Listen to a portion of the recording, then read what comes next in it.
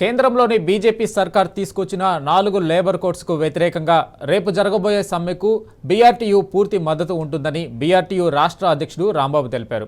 రేపు హైదరాబాద్లో ఆర్టీసీ కళ్యాణ మండపం నుంచి ఇందిరా పార్కు వరకు భారీ ప్రదర్శన ఉంటుందన్నారు. కేంద్రం కొత్తగా 4 లేబర్ ఆయన డిమాండ్ చేశారు.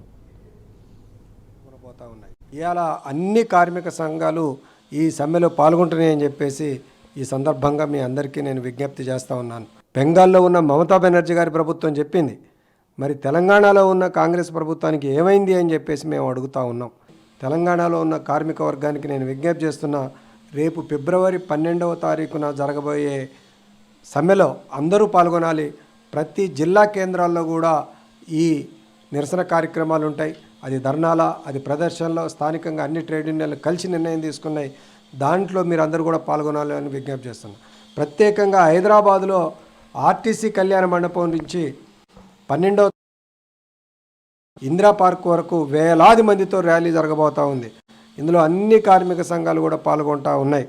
అందుకని మీ అందరికీ కూడా నేను హైదరాబాద్లో ఉన్న కార్మిక నాయకులకి, కార్మికులకి, ఉద్యోగులకి అందరికీ పేరు పేరున విజ్ఞప్తి చేస్తున్నాను. మీరందరూ కూడా ఈ ర్యాలీలో పాల్గొనాలి.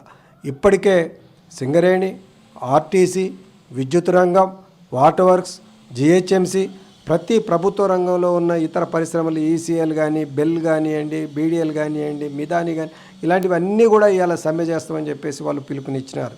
కాబట్టి ప్రతి ఒక్కరూ మనం సంఘటితంగా కలిసి రేపు ర్యాలీని పెద్ద ఎత్తున జయప్రదం చేయాలని విజ్ఞప్తి చేస్తున్నా. మీరు రద్దు చేసిన 29 కార్మిక చట్టాలని తిరిగి వాటిని అమలు చేయడానికి ప్రయత్నం చేయాలని చెప్పేసి ఇలా బీఆర్టీయూగా మేము డిమాండ్ చేస్తా ఉన్నాం.